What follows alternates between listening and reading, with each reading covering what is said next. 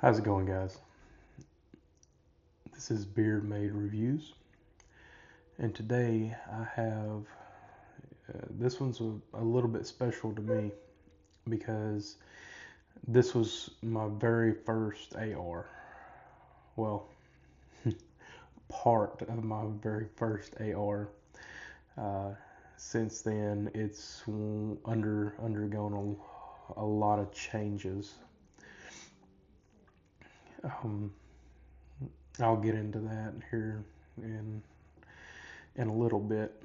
So this AR started out its career as a M&P15 Sport 2. I don't believe that you can get it in the configuration that I had it to begin with. Uh, it had like your the upper had the A2 sight, and it had just a very basic handguard and all. I didn't know very much about ARs at the time, so I was just like, hey, that was a good price. I thought it was, and I purchased it. The rest is history. Um, but this specific one is um, a little bit customized. So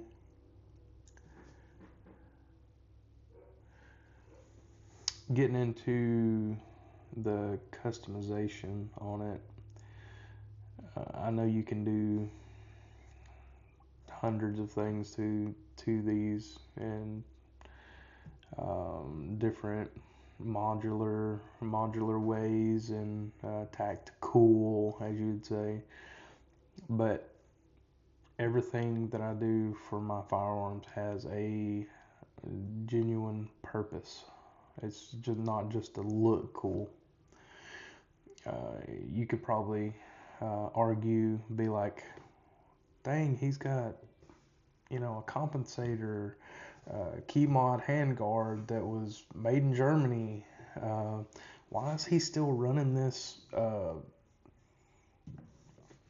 just stock Smith and Wesson stock on here?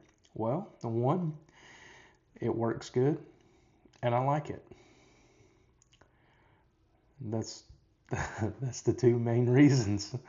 You make it your own. I made this mine. So, going to get into it just a little bit. As I stated, I kept the original stock on here. It fits me well. I like it the way it is. It's not really a whole lot of frills. It's just it's like a 4 or 5 point adjustable, and then it's got this built-in sling mount.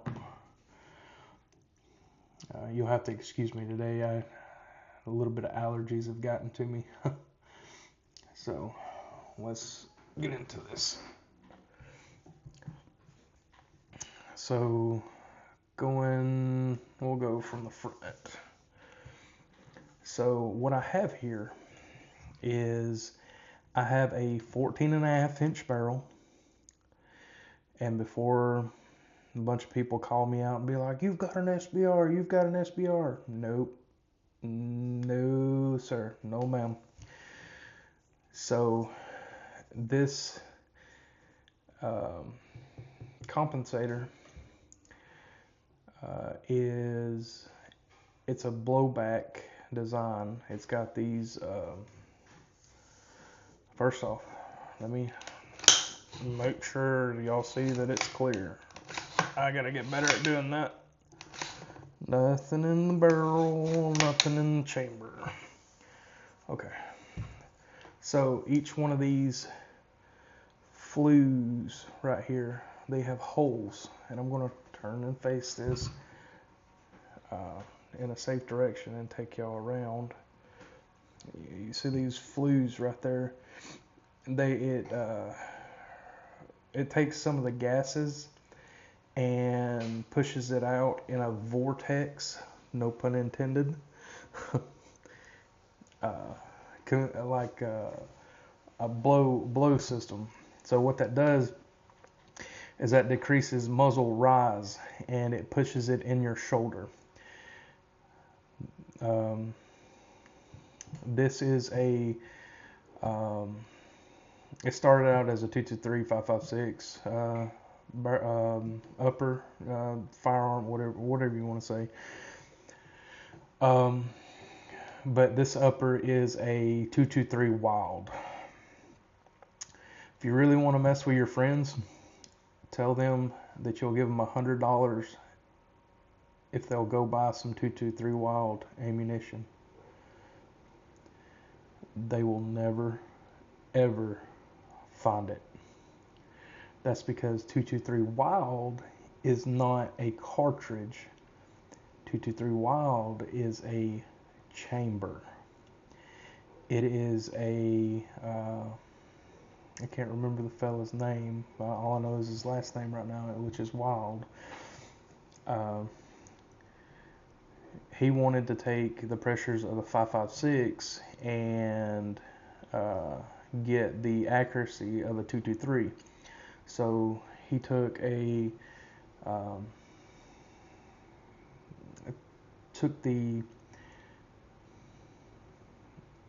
measurements on the inside, got the measurements and everything of a 223, and he took and tweaked it just a little bit to where you could chamber 556, have 556 pressures. It's not advisable, no matter what somebody tells you, do not ever put a 556 into a 223 standard chamber. It can be done a couple of times, but that chamber is going to get weak, and it will. You don't want to be on the receiving end if it ever breaks loose. Make sure you're using the right ammunition for your chambering. This one here again, it can do 223 and 556. It runs very well. This would be my if anything ever hit the fan as far as using the 556 NATO round. This would be my go-to. But going back to the barrel, 14.5 inch with a pinned and welded compensator. It's 1.5 inches, so that brings it to the legal 16-inch barrel. If I were to ever want to take this off, I would have to, on this upper, it would have to be considered an SBR, or I would have to get another compensator and have it pinned and welded on by a gunsmith. There's a lot of people out there that be like, no, you can do it yourself. Well, I'm not that good with welding, so I would need somebody to do that for me. This is a Herrera. I'm going to say that wrong. Herrera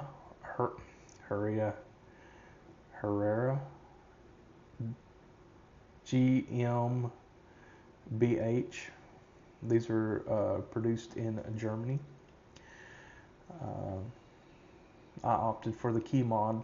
You know, some other mod videos you can see that I love a key mod accessory rail.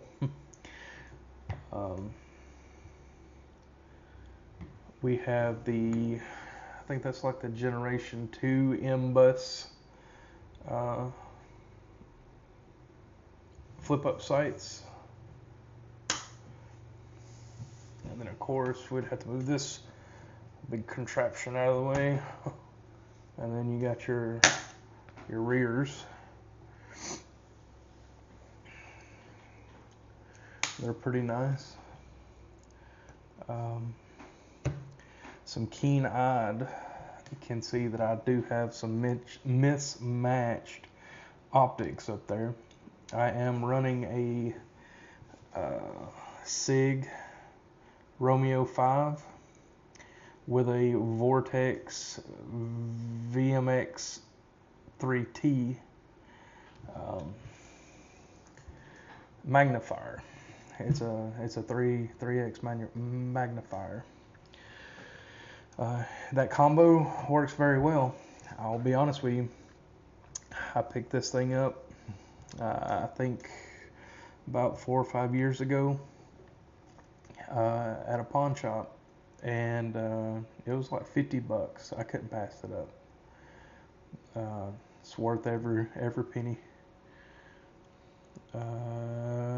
Yeah. So coming down, I have my bolt carrier. You can see it's kind of a different color. And that's not just aesthetic. That is a nickel boron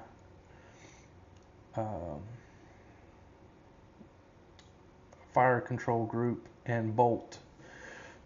It is very nice in the fact of you do not have to clean it as often as a regular just iron oxide or whatever you want to call it. I think it's iron oxide. You don't have to clean it that often.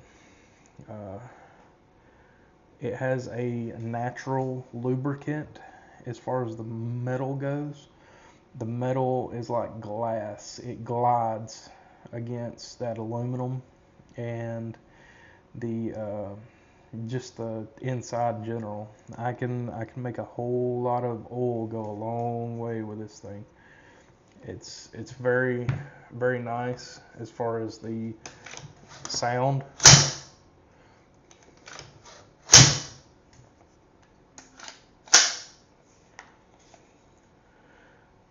As far as that the lockup and sound goes.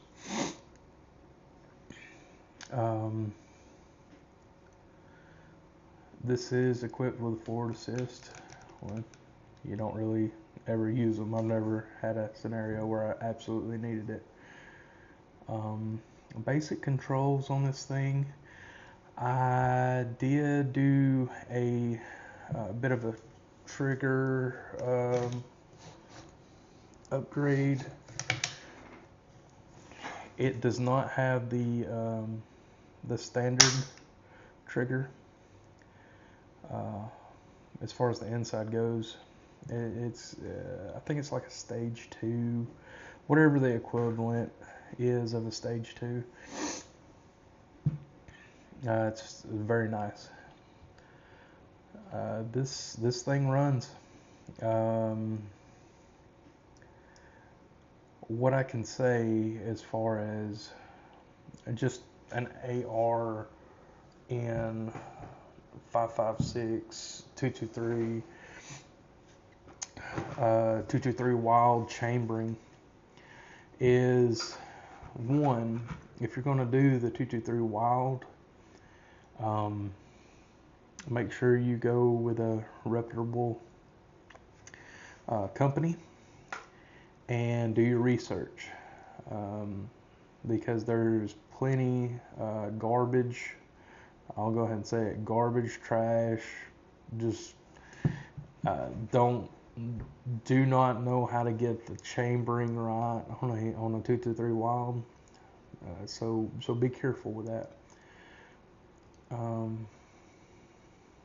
But if you're not really worried about, like, I was going to use this thing for training, maybe do some sort of competition in it, and use it. If you're not worried about any of that, or you're not wanting to shoot groups just right on top of each other with 5.56, don't worry about it. Just get you a 5.56 chambering and call it a day, because you can run 223 and 5.56 in it. Everybody needs a AR in that chambering. They just run. and they are like the Swiss Army knives of um, firearms. You can do it. You can do just about anything with them. I've got 2 magazines. One's loaded up with some. I think these are 55 grain Hornady VMAX. I think these are some that I loaded up.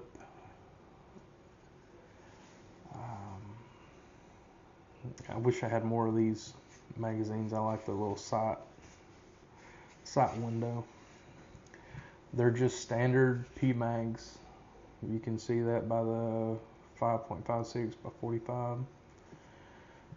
So yeah, I've already told you my opinions on PMags. A lot of people do not like them. I don't see what the problem is. I'd rather have these than the steel mags any day. I've had more failures with steel mags than I have with PMags. But yeah. Here again, this one's pretty special because this is the first AR that I have ever purchased.